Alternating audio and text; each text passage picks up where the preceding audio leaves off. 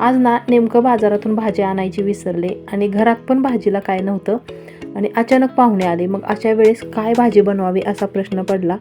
मग मी अशा पद्धतीने भाजी बनवली आणि खरं सांगू का, सगळ्यांना एवढी आवडली. कशी बनवली विचारायला लागले. तर हीच रेसिपी म्हटलं तुमच्या सगळ्यांबरोबर शेअर करावी, म्हणून आज ही रेसिपी तुमच्याबरोबर शेअर करते. आणि खरंच तुमचा विश्वास बसणार नाही, खूपच अप्रतिम लागते ही भाजी. एकदा तरी तुम्ही नक्की बनवून बघा, खरंच तुम्हाला सर्वांना खूप आवडेल. यामध्ये एकदम दाटसर ग्रेव्ही होण्यासाठी मी काय काय वापरलेलं आहे हे सुद्धा तुम्हाला व्हिडिओ स्किप न करता शेवटपर्यंत नक्की पाहायचं आहे. चला तर पटकन मग मी रेसिपीला सुरुवात करते. नमस्कार, गायत्रीज किचन मराठीमध्ये तुमचं पुन्हा एकदा खूप खूप मनापासून स्वागत करते. तर कढईमध्ये बघा 1 चमचाभर तेल घालून एक मोठी प्लेटभर कांदा मी भाजून घेते आणि थोडासा लालसर कलर होईपर्यंत कांदा भाजायचा आहे.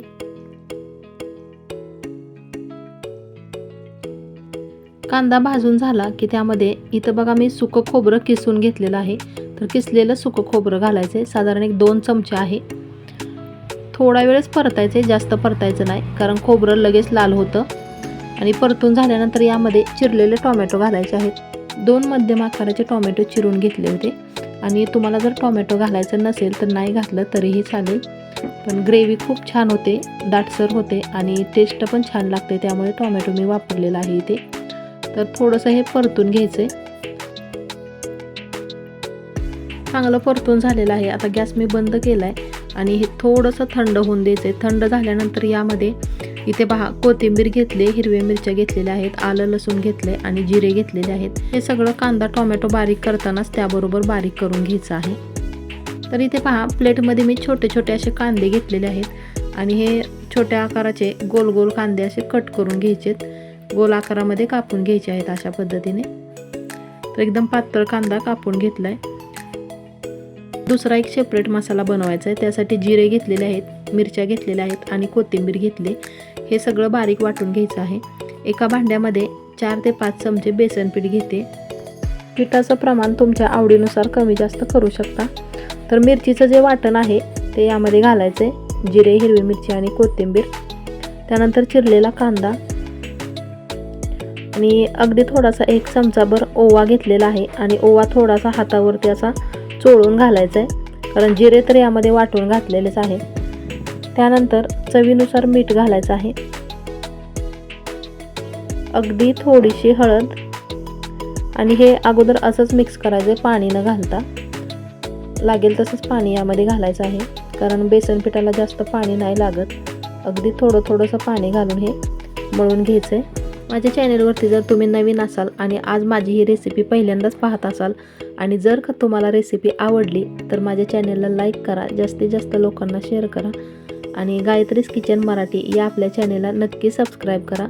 तर अशा पद्धतीने बघा मळून घेतलं, एकदम घट्टसर पीठ भिजवून ठेवलेलं आहे. तर यावरती झाकण ठेवायचं आहे अगदी 1-2-3 मिनिट. तोपर्यंत तेल गरम करायला ठेवायचं आहे आणि तेल चांगलं कडकडीत तापून द्यायचं आहे. आणि बघा मगाशी बेसन पीठ भिजवलं होतं, पण त्यामध्ये मी सोडा घातला नव्हता. तर सोडा कधी घालायचा, जेव्हा तेल चांगलं कडकडीत तापेल तेव्हा त्यामध्ये सोडा घालायचा, अगोदरच सोडा घालून नाही ठेवायचा.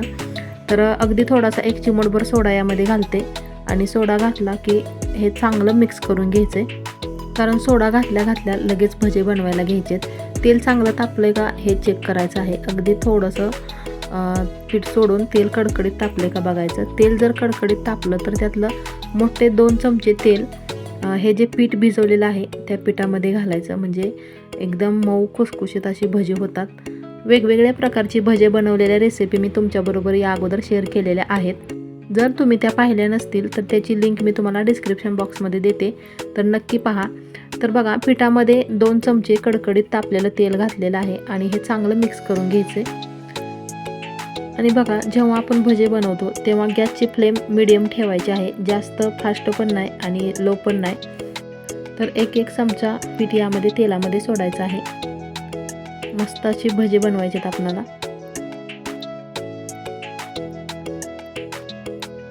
एका साईडने तळून झाल्यानंतर पलटी करून दुसऱ्या बाजूने सुद्धा चांगले तळून घ्यायचे आहेत भजे.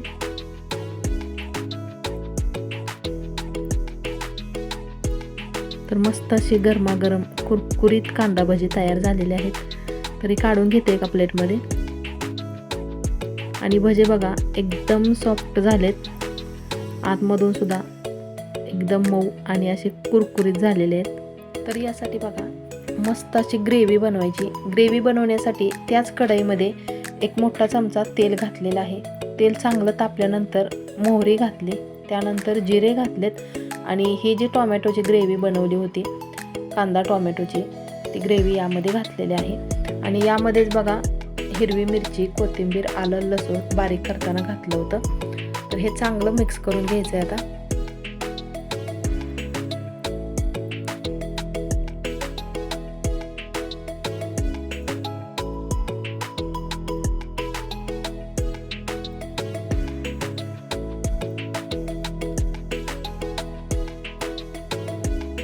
थोडा वेळ मिक्स करून झाल्यानंतर ह्याला खमंग अशी टेस्ट येण्यासाठी यामध्ये बघा एक चमचाभर धनेपूड घालायचे आहे. त्यानंतर जिरे पावडर घातले आणि अगदी थोडासा अर्धा चमचा लाल तिखट, तिखटाचं प्रमाण तुमच्या आवडीनुसार ठेवा.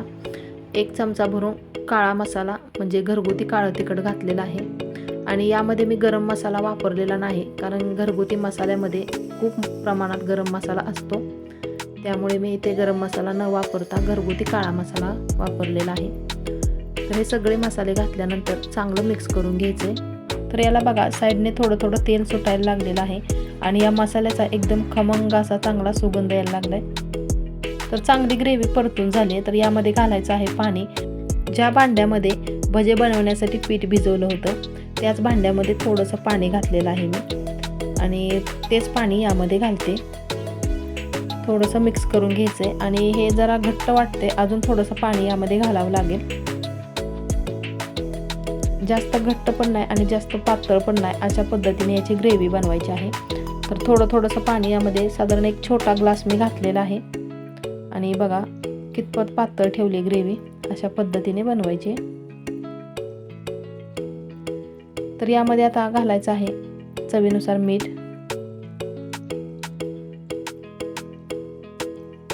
मंद आचेवरती ह्याला चांगली उकळी येऊन द्यायची आणि बघा उकळी यायला लागले.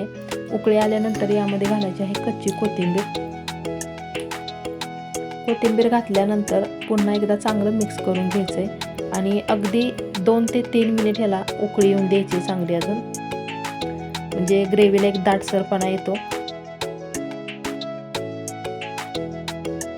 अगदी पटकन अशी भाजी तयार झालेली आहे. आता ही भाजी घ्यायची कशी, तर जेवायला बसतो तेव्हा प्लेटमध्ये अगोदर भजी घ्यायची आणि भजी घेतल्यानंतर साईडला पण थोडीशी 2-3 भजी घ्यायची, तुमच्या आवडीनुसार कमी जास्त घेऊ शकता. त्यानंतर लिंबू घेतलेला आहे, तळलेल्या मिरच्या, चपाती घेतलेली आहे आणि प्लेटमध्ये जी भजी घेतली होती त्या भज्यावरती मस्त अशी ही दाटसर झालेली ग्रेव्ही घालायची.